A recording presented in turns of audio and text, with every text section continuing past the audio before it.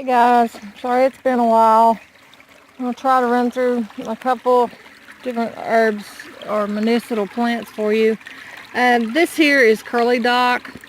I've actually been down here a couple different times already trying to do this, but the way it's identified is there's actually a curly dock and a yellow dock. And this one's curly dock because the way the leaves are kind of curled around and stuff, you see. And the yellow dock, which they have the same principles or properties, down here at the root of it, with a yellow dock, it'll be real yellow. And the leaves will be flatter than this one is. But with the dock, the properties of it, they say to be careful with it because it's got that oxalic acid in it, which is also in spinach and stuff too. So it's also in comfrey. It's in all kinds of different kind of herbs. And most of the herbs and stuff that it's in is also a detoxing type herbs. But they say too much of it can actually be toxic. So if you want to actually eat this, you can eat it. It is edible. I suggest that you cook it like you would greens or spinach or something.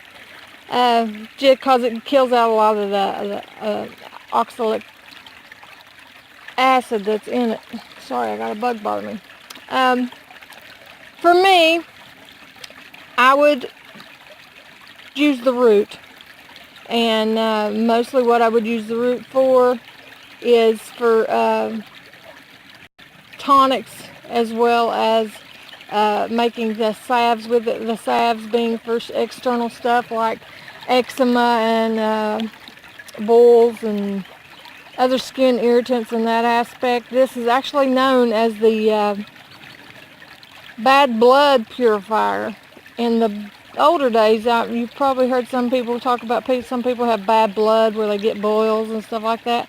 They made tonics out of this to drink, and it purified the blood, which also helps detox in the liver at the same time, and therefore help cure their boils and eczema and different things like that, things that erupted on the outside of the body that was caused from things on the inside of the body. So that's my primary use for it. I haven't had those situations to have to use it like that. My husband, I've actually wanted him to use it because he used to. He don't really get them anymore, but he used to get boils, and I tried to get him to do it, but he wouldn't. But anyway, that's the primary thing I would use that for. And like I said, curly dock and yellow dock both have the same properties. Some people may have both on their property. My dad's got the yellow dock. I've got the curly dock. I think my dad's got the curly dock too, but so far I haven't seen the yellow dock here. I'll try to give you a quick little review over the walnut tree. This one here's a walnut tree. That's a walnut tree. That little one's a walnut tree. There's 3 walnut trees right in there. There's a ton in behind the house too. I had to cut some down that was over here next to the garden. And if you have any near anything that you're planted like that, it would be a good idea to cut them down because they send off something that causes your plants not to grow as well. So I've cut down 2 or 3. Most of them weren't huge trees. There's some bigger ones right back in here though.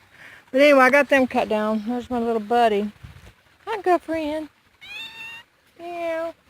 But walnut is I use a lot of walnut. But I don't use, I'll show you the little leaf pattern on it here if I can. Let me cut that off. See it better. Get it in the sun. There you go. Walnut, I use the hull.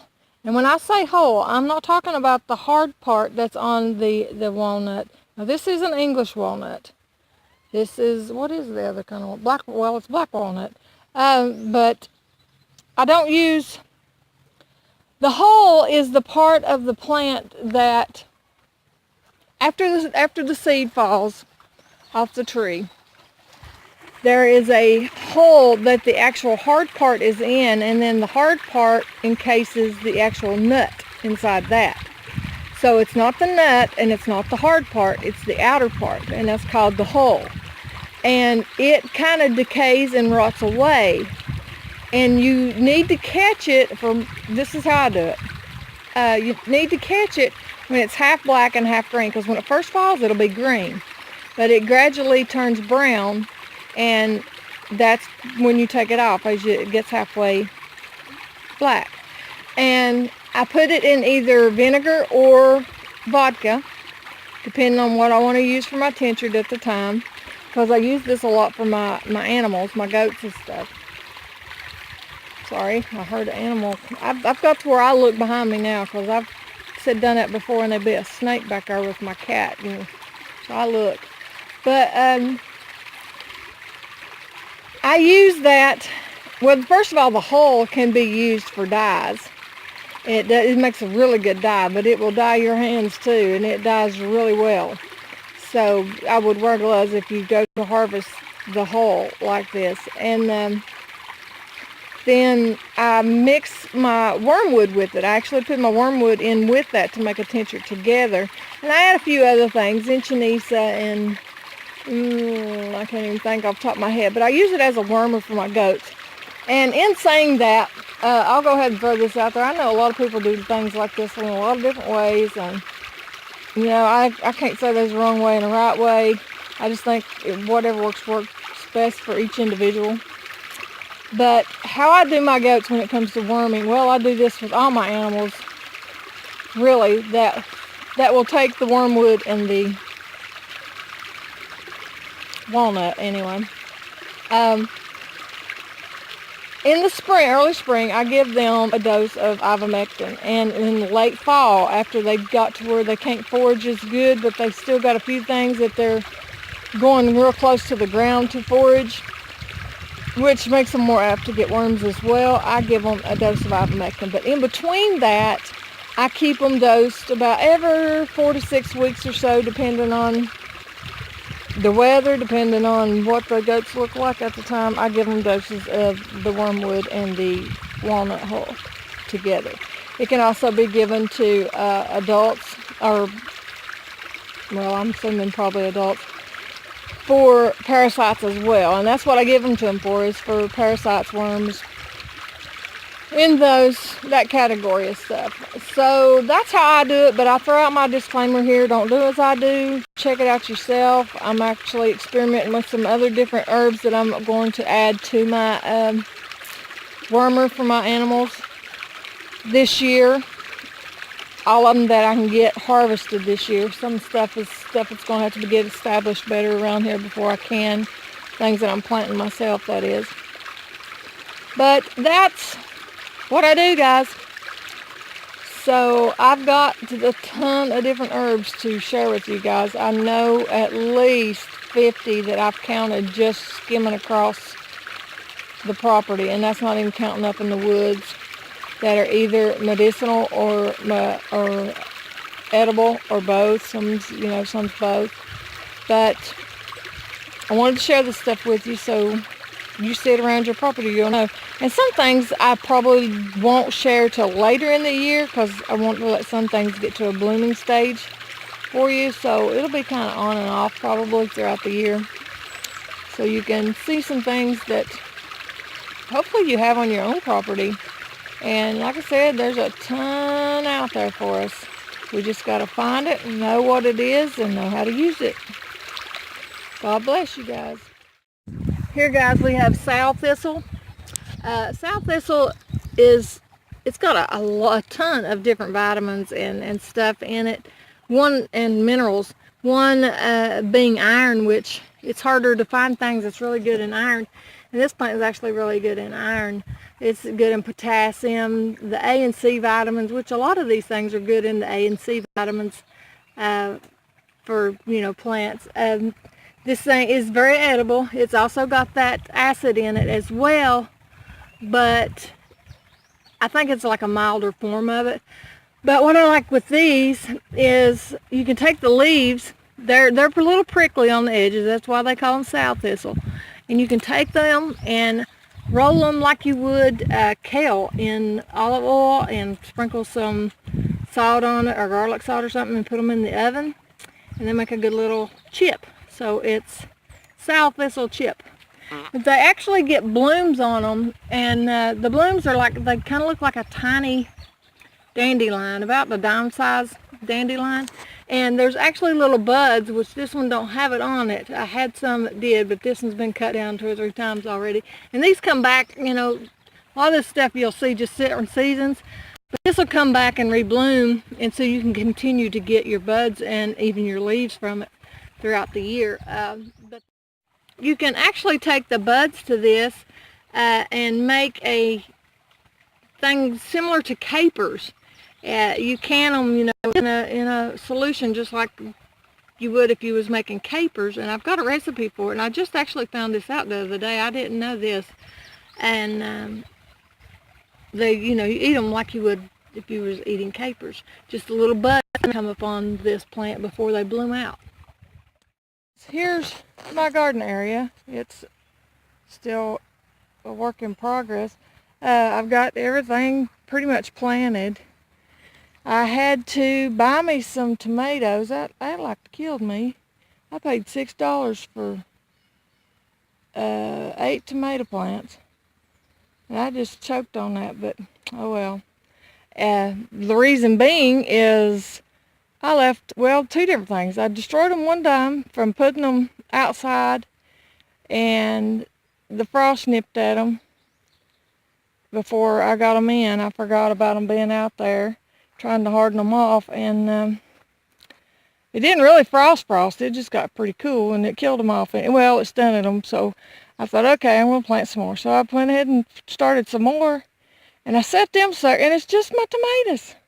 Set them suckers outside, trying to get things organized, and just last week, and my goats came by. It was my own fault.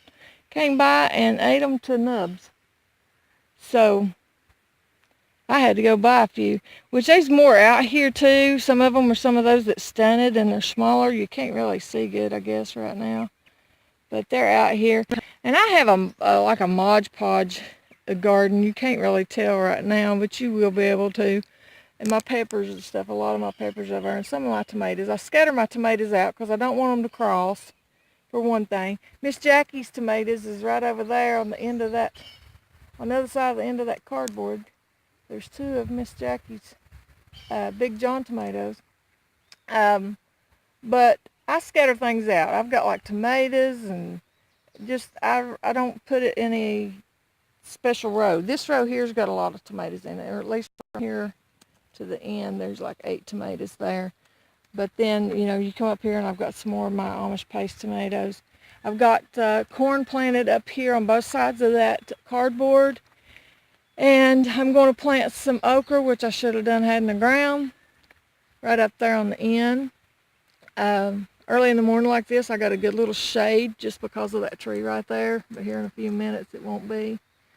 And I've got cucumbers planted in between, as well as Kershaw squash. I have my borrages in there, my enchinisas in there, my yarrows in there.